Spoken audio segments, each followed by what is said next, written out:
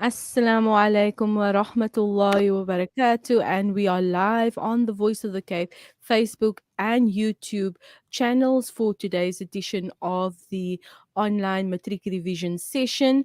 And the subject for today is physics, and the topic is electrostatics. So, this is obviously for students that are preparing, or rather, who are preparing for the upcoming final examinations of the grade 12 year.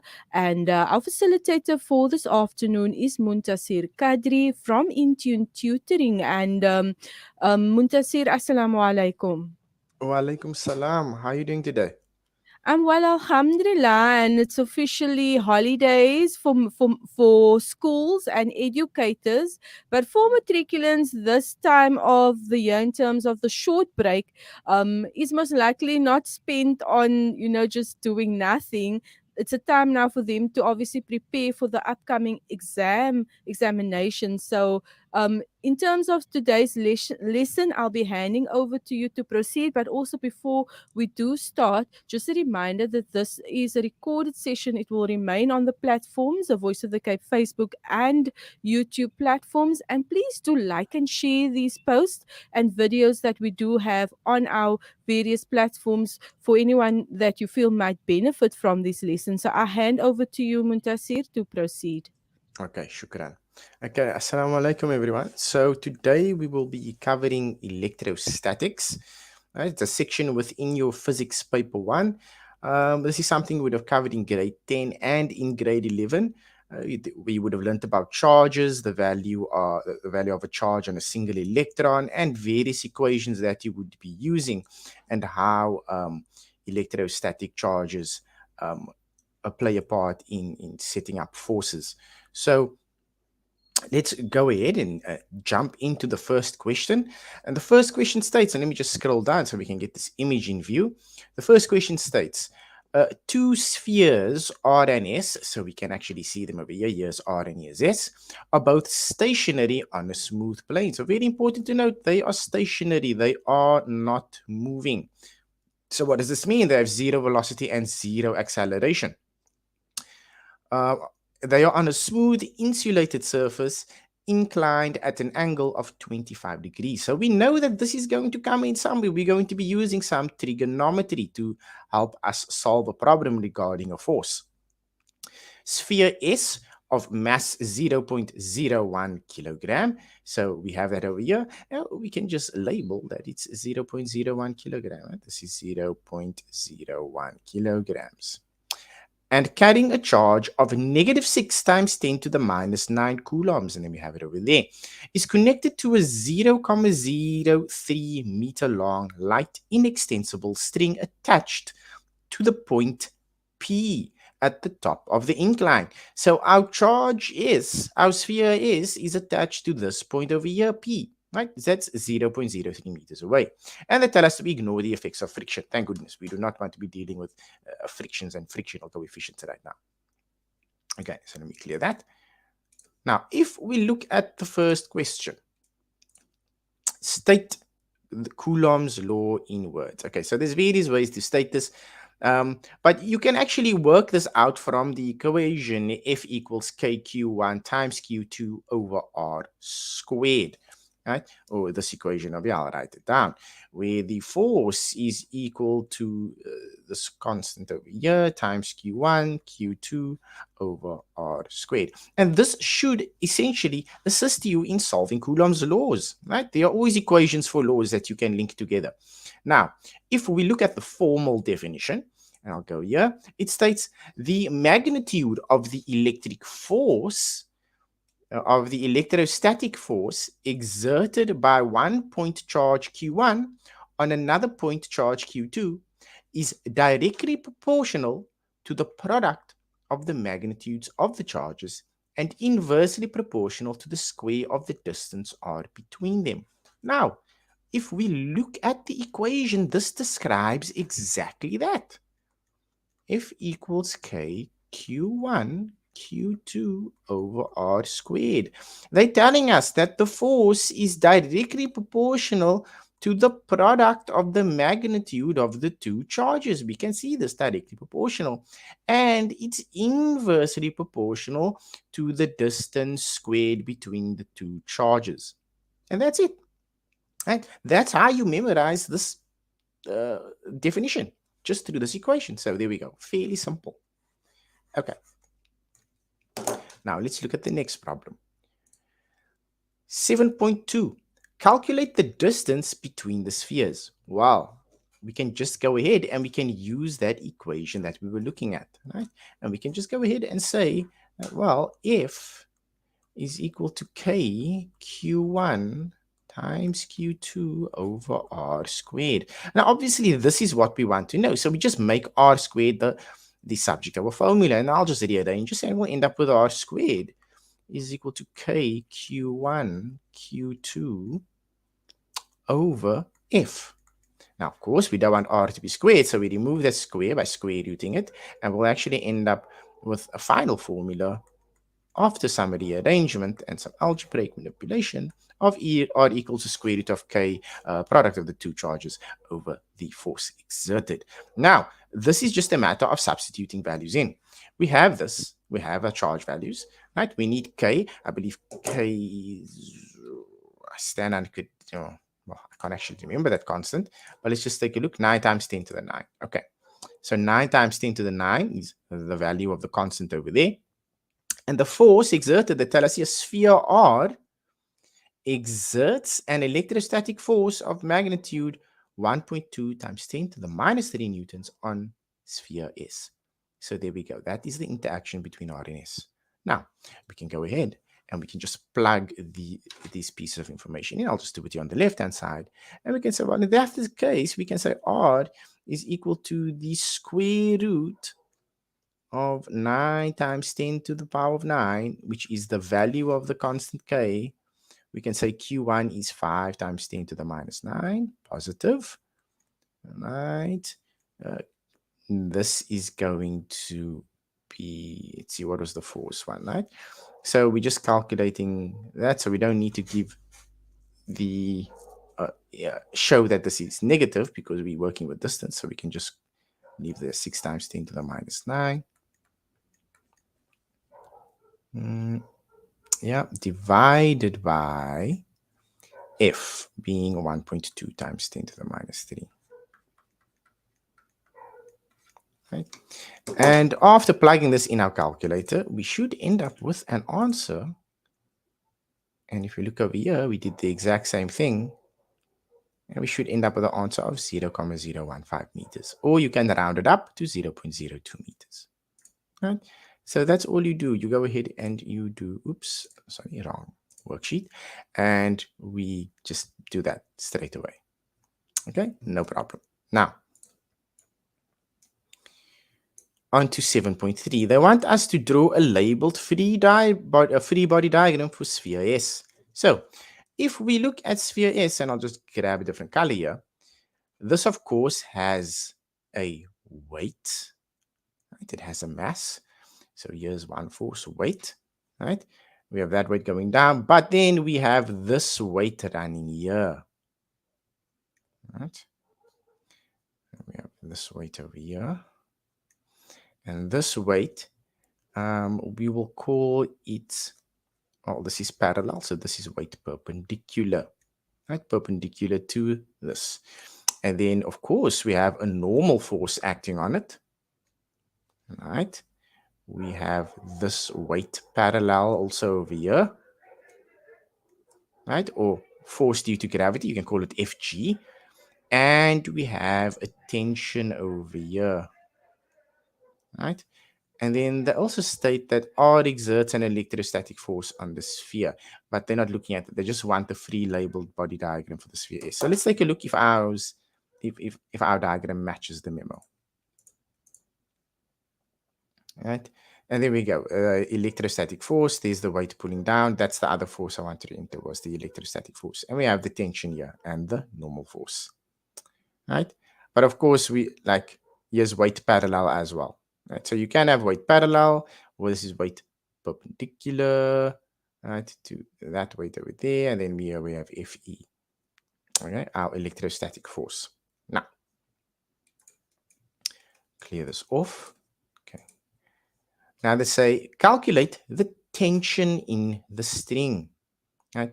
So here we're obviously looking at forces. So now we know that there's an equation we can use, and I will just do this. Let me do this for a second. Grab all of this, add it to a new page over here,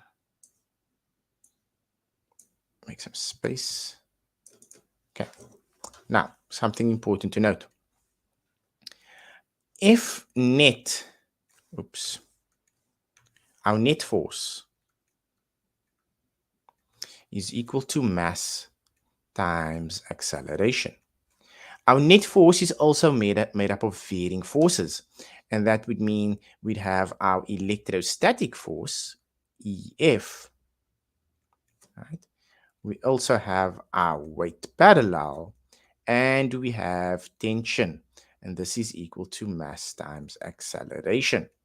All these forces together add up to our net force, which is equal to mass times acceleration. Now, my question here is, do they give us a mass for yeah, they do 0.01 kilograms, right? Oh, just over there. So let me just grab this as well. I need this information. Let me add it to the current page, and I'll just shrink it over here and put it in the corner so I can use that. Okay. Now, our electrostatic force, as told, was 1.2 times 10 to the minus 3 newtons. Right? That was the force exerted by R on S. So we can put this in. And in which direction is it? Well, it's to the left. So we will give it a negative value, and all our values to the right will be positive. So this will be negative 1.2 times 10 to the minus 3 newtons. Right? We need to still figure out what our parallel weight is going to be. And we can see that this is running at an angle of 25 degrees, right? So we know our mass is equal to 0.01 kilograms. But we don't want to work with that. We want to work in newtons. So we say weight is therefore 0. Where's my calculator now? There we go. It's going to be 0.01, and you usually use 9.82. That gives me a value of 0.0982 newtons. Okay. Right, and that's the weight. That, if you look at our fluid body diagram again, for S, right, which is lying at this angle here,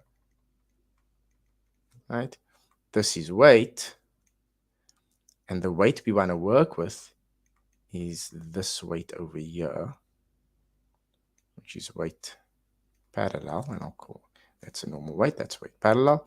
And then, of course, we have our normal force, right? But remember, we are working within this plane over here, right? We're working just with this over here. And we have this over here, which is our EF, because we want to know the net force. And then we want to work with this tension over here. Right? So we want to find tension. We have our electrostatic force, but what we need to work out is this here, this W parallel. So how do we go about that? Well, this is where the trigonometry comes in, right?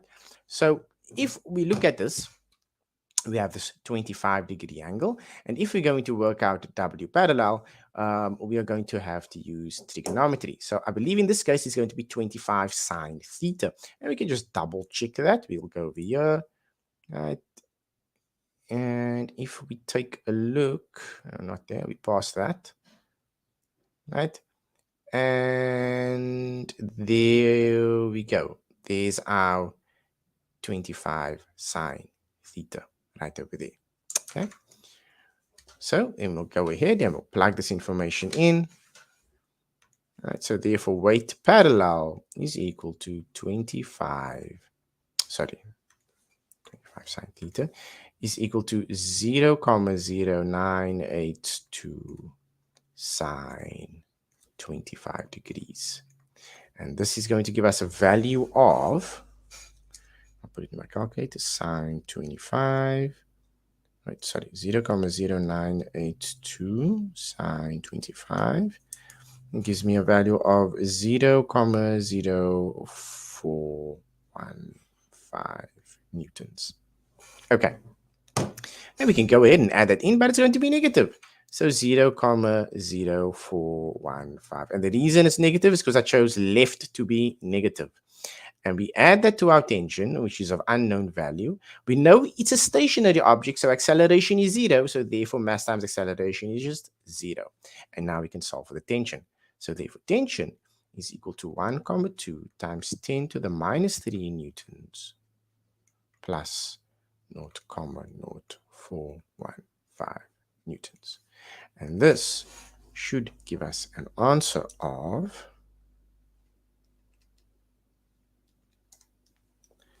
0,043 newtons. That should be our answer. And we can double check. And we go 0,04 newtons. Right? Works out perfectly. No issues at all. All right. Now, let's go on to the next question. The next question is, and we'll go down, the net electric field at point P. So we need to find out,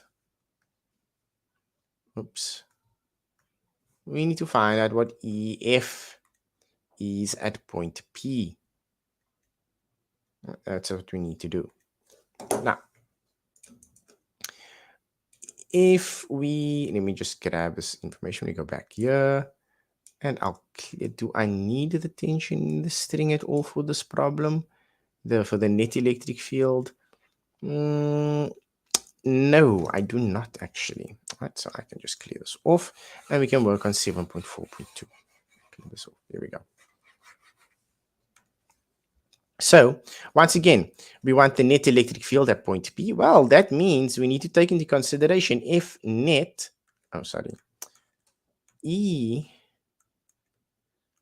F net is going to equal the electric field at R, right, plus the electric field at S.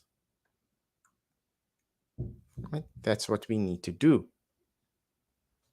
Now, if you remember, the formula for electric field is just KQ for that specific field over R. Right? And this is from the distance of this point over here. Right? That's what that R value is. How far away that charge is from that point, and how far away that charge is from that point. Now, what this means is we're essentially going to add two fields together. So we'll have field 1 with charge 1, and we will have another electric field of KQ2 over R. Right? So we will essentially say that EF net is going to be E1 plus E2. Now, we go ahead and we substitute our values in here, and we can say that E1 is going to be 9 times 10 to the 9. Q1 is going to be 5 times 10 to the minus 9. And here we will take into consideration the charge, the operator on the charge, whether it is negative or positive. And we divide that by the distance. So if we look at this, R is how far away from P? Well, we discovered that this R value over here, we calculated it earlier on. And I'll just go to the memo and we'll pull it up. If we look here, we did calculate that distance to be 0,015 meters. Right? Back here. Right? We calculated that distance to be 0,1015 meters. So I'll just write this down. This here is 0,015 meters. Now, that means that the total distance from R to P is 0,015 plus 0,03. So therefore, this is going to be 0,045 meters. And if we solve this, I can just go, well, if that's the case, 9 times 10 to the 9, all right, times 5 times 10 to the minus 9, and we divide that by 0,045. So it's 45 divided by 0,045, and that gives me a value of 1,000. Right? And what is this value specifically? Right, so we'll look at the units. It's coulombs, newtons per coulomb, newtons meter per coulomb. So that's going to cancel, and we'll actually just end up with newtons over here. Okay, then we need to look at E2. Well, we did E1. I'll just write this here. Now, if you look at E2, and here we take into consideration the value of the operator on the charge. And this is negative 6 times 10 to the minus 9 coulombs. This is going to be divided by, the distance from S to P, which is just 0.03. And this will give us a value of, and I'll check my calculator, 9 times 10 to the 9, negative 6 times 10 to the minus 9, divided by 0.03 gives me a value of negative 1,800.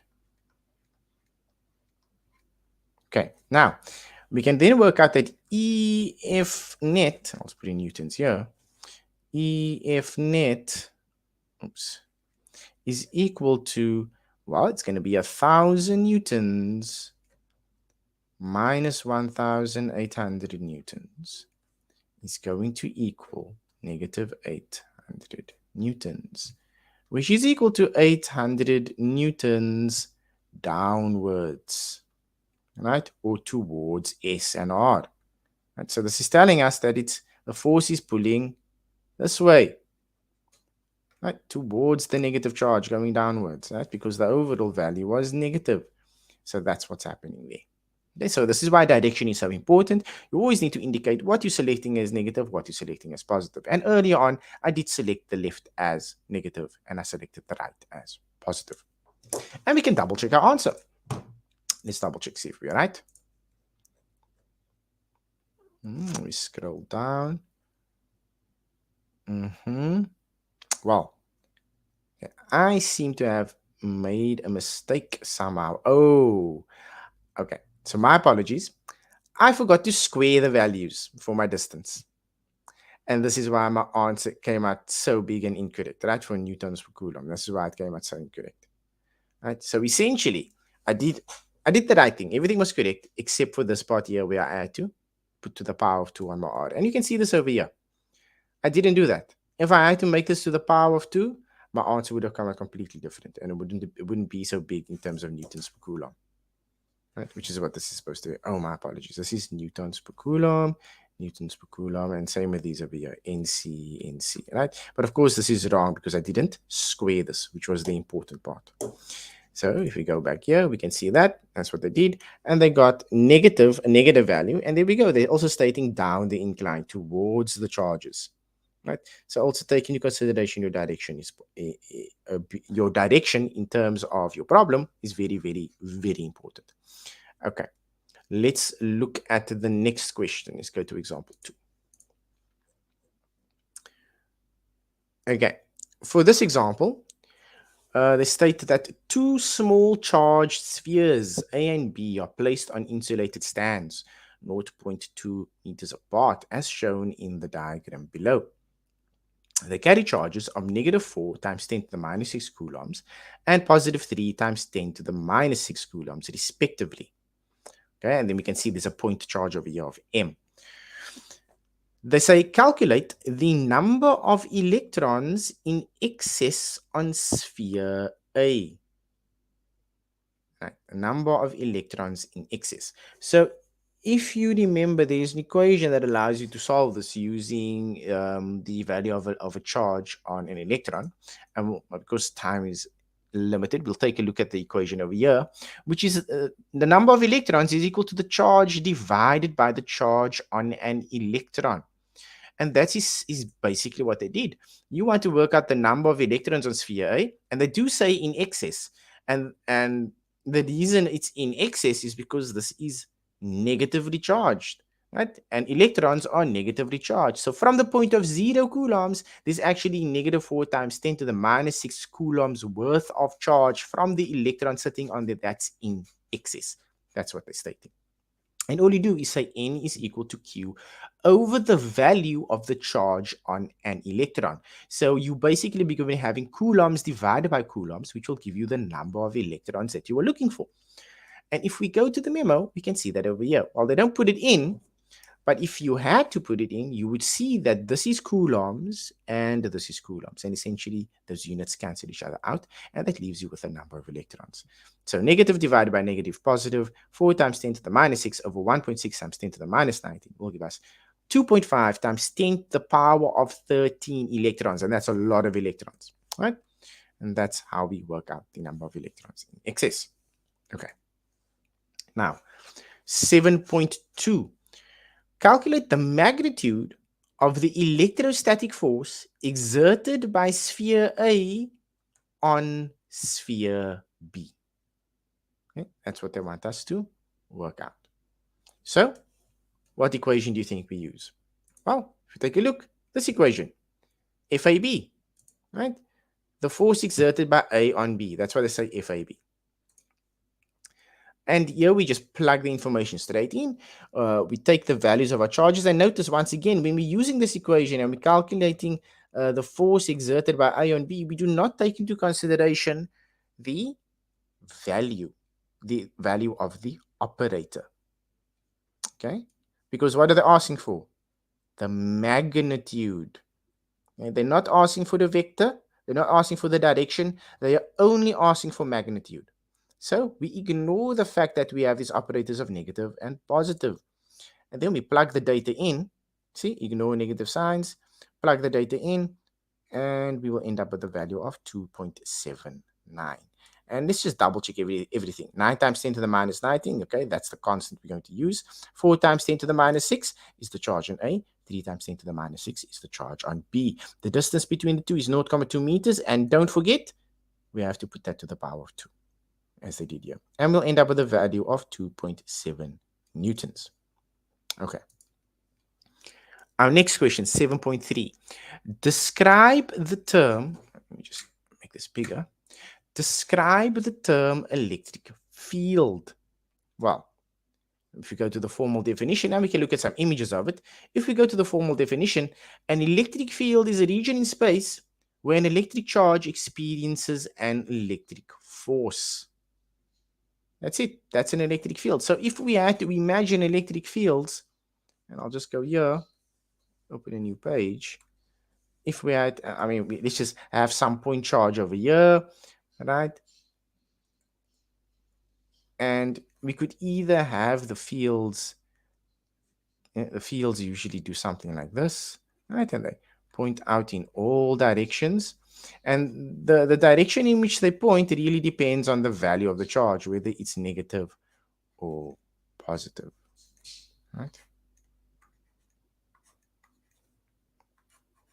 And these are basically what electric fields will look like. And then when you have two opposite charges interacting with each other, you'll end up with things like this. So whether or not they are opposite, right? And then, then they will do, then they can end up doing something like this, right?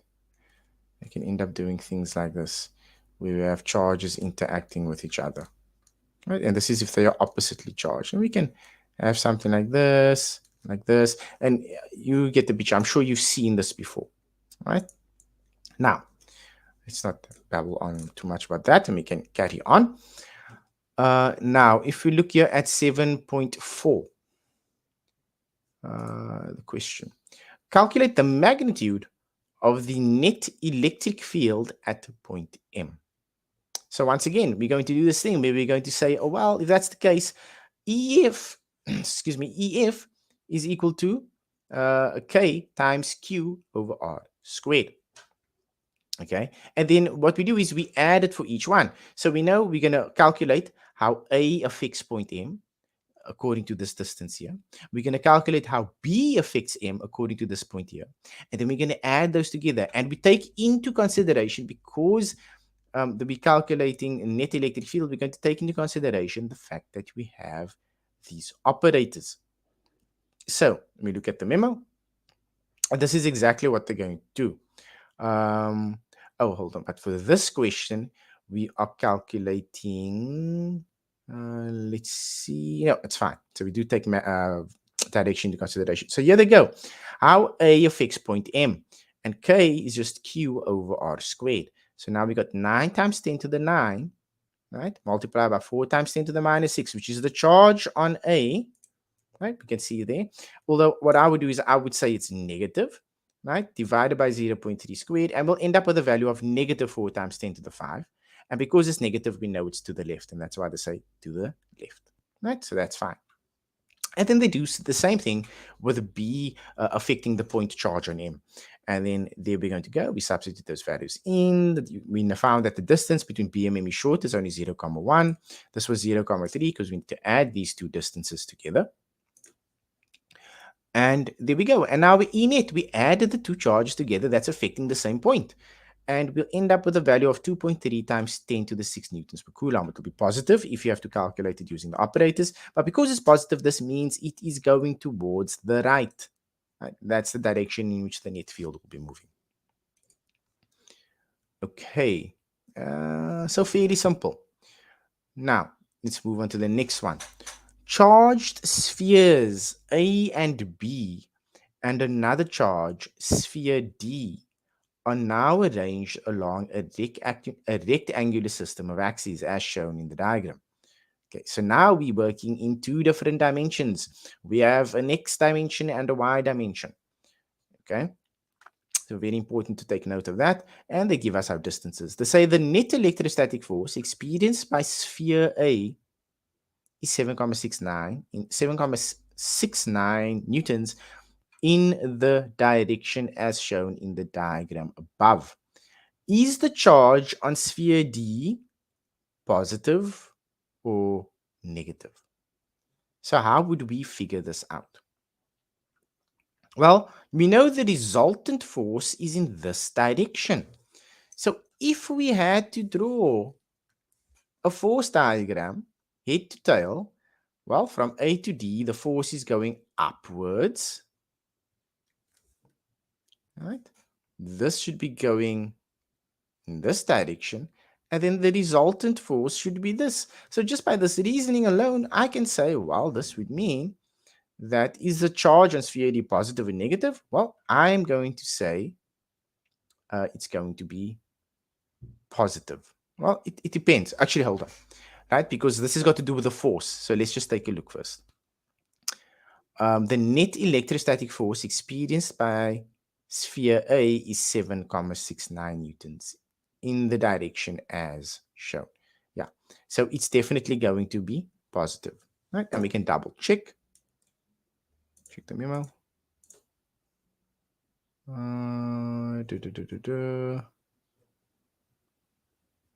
And there we go. Positive is the answer. Right? As shown by this diagram. If it's up, it's positive. If it's right, it's positive. If it had to be down, it would have been negative. Okay. And then they go on to say, calculate the magnitude of the charge on sphere D. So we have the net force acting on A. However, this is a components problem, but we need to specifically look at the components in the vertical. That's what we're going to need to look at there. So if we go to the memo for this, we'll see that they're going to say, well, if net squared, and they're using Pythagoras here, right, which makes sense because if we look at it, like we did that drawing earlier on, right, we had this over here, we had this running up like this, and then we had this running, oops, I'm doing it wrong, I'm doing it the reverse way of what I did. We know that A to B is in this direction, so A to B, right? And we knew that A to D was in this direction, so we connected head to tail, right? And so this was A to D, A to B, and the resultant was this. If this resultant is 7.69 newtons, then you can use Pythagoras to solve for AB and DA, right? And that's essentially what they do over here. So if you take a look, they say F net is equal to FAD squared plus FAB squared. Then they go ahead and they just substitute values in. 7.69 squared equals FAD squared plus 2.7 squared. So where did the 2.7 come from? Well, that information is given to you. Where's 2.7 newtons? Is it? No, it is not. Huh. The 2.7. I'm a bit concerned about where they got that from for FAB. Where did they pull that value out from? 2.7. Oh, it's times 10 to the minus 6. Oh, yes, they calculated in. Oh, yes, yes, yes. Here we go. We still calculated it in option 1. That's what occurred over here. All right, so they got the 2.7 times 10 to the minus 6 to calculate the net force, which is what I forgot about over here. All right, when we use that formula. All right, so they go ahead and they substitute the information in. Let me scroll down. Right, so that 2.7 is from when we did the earlier calculation, and we found that the force on AD was 7.2 newtons. Now we need to find the charge on D specifically, right? And we know that the charge on Q1 was 4 times 10 to the minus 6. And then all we do again, once again, we just substitute values in. So it's kind of like working in reverse. So we start with Pythagoras theorem. We find out the resultant force that's on FAD, and then we substitute it in to calculate for the individual charge on D, which we're looking for.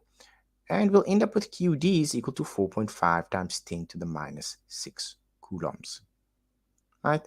So this final question is a little bit tricky because it requires you to do a bit of reverse engineering on the problem, but it's not impossible for the students to handle. I would say practice, practice, practice. This is probably the most complicated it's going to get in electrostatics, this question in 7.6. Okay?